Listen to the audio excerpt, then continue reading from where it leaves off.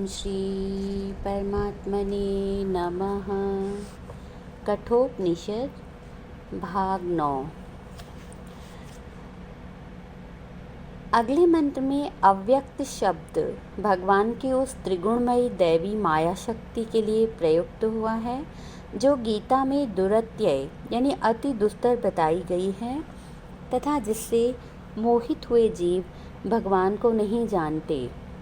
यही जीवात्मा और परमात्मा के बीच में पर्दा है जिसके कारण जीव सर्वव्यापी अंतर्यामी परमेश्वर को नित्य समीप होने पर भी नहीं देख पाता।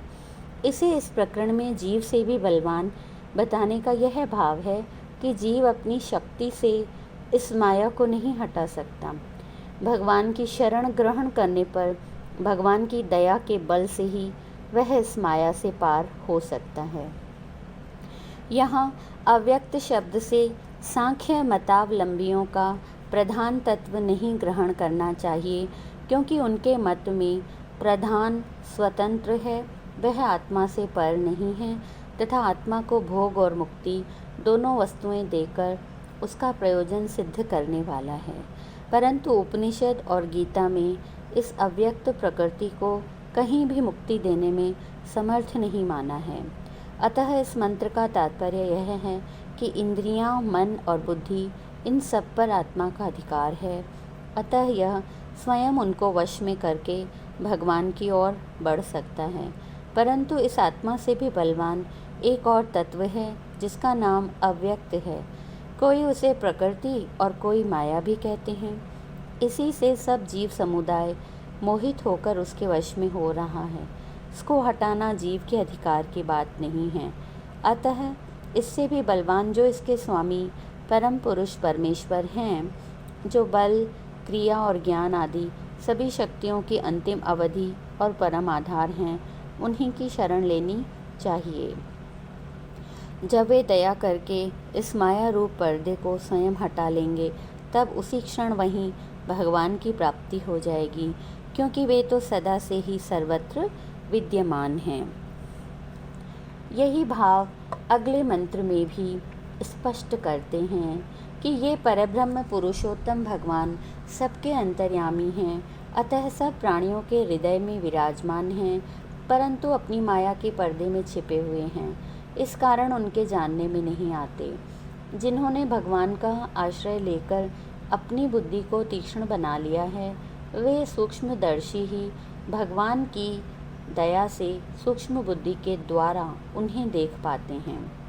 विवेकशील मनुष्य को भगवान के शरण होकर किस प्रकार भगवान की प्राप्ति के लिए साधन करना चाहिए, इस जिज्ञासा पर कहते हैं कि बुद्धिमान मनुष्य को उचित है कि पहले तो वह वाक आदि इंद्रियों को बाह्य विषयों से हटाकर मन में विलीन कर दे, अर्थात इनकी ऐसी स्थिति कर दे कि इनकी कोई भी क्रिया न हो, मन में विषयों की स्फुरना न रहे।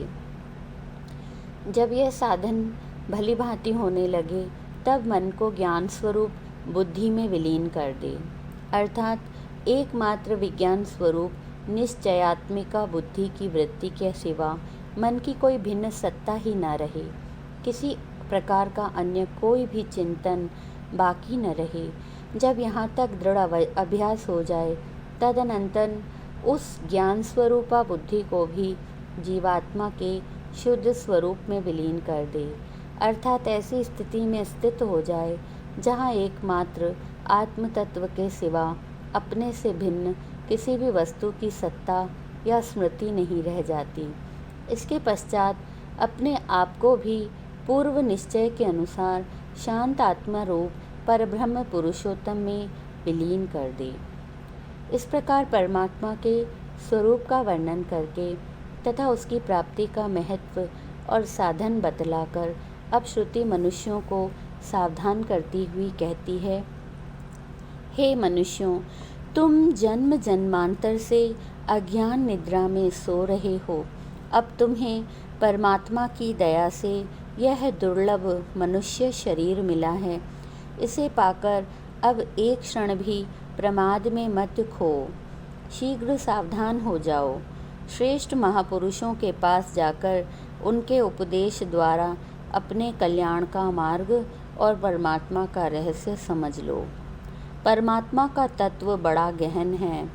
उसके स्वरूप का ज्ञान, उसकी प्राप्ति का मार्ग महापुरुषों की सहायता और परमात्मा की कृपा के बिना वैसा ही दुस्तर है जिस प्रकार छुरे की तेज धार पर चलना। ऐसे दुस्तर मार्ग से सुगमतापूर्वक पार होने का सरल उपाय वे महानुभावी अनुभवी महापुरुष ही बता सकते हैं, जो स्वयं इसे पार कर चुके हैं। ब्रह्म प्राप्ति का मार्ग इतना दुस्तर क्यों है? इस जिज्ञासा पर परमात्मा के स्वरूप का वर्णन करते हुए उसको जानने का फल बतलाते हैं। इस मंत्र में उस परब्रह्म परमात्मा को प्राकृत शब्द स्पर्श रूप रस गंध से रहित बतलाकर यह बतलाया गया है कि सांसारिक विषयों को ग्रहण करने वाली इंद्रियों की वहाँ पहुँच नहीं है। वे नित्य अविनाशी, अनादि और असीम हैं। जीवात्मा से भी श्रेष्ठ और सर्वथा सत्य हैं। उन्हें जानकर मनुष्य सदा के लिए जन्म मरण से छूट जाता है। यहाँ तक एक अध्याय के उपदेश को पूर्ण करके अब इस आख्यान के श्रवण और वर्णन का महात्म्य बतलाते हैं। यह जो इस अध्याय में नचिकेता के प्रति यमराज का उपदेश है, यह कोई नई बात नहीं है। यह परंपरागत सनातन उपाख्यान है। बुद्धिमान मनुष्य इसका वर्णन और श्रवण करके ब्रह्मलोक में प्रतिष्ठा वाला होता है।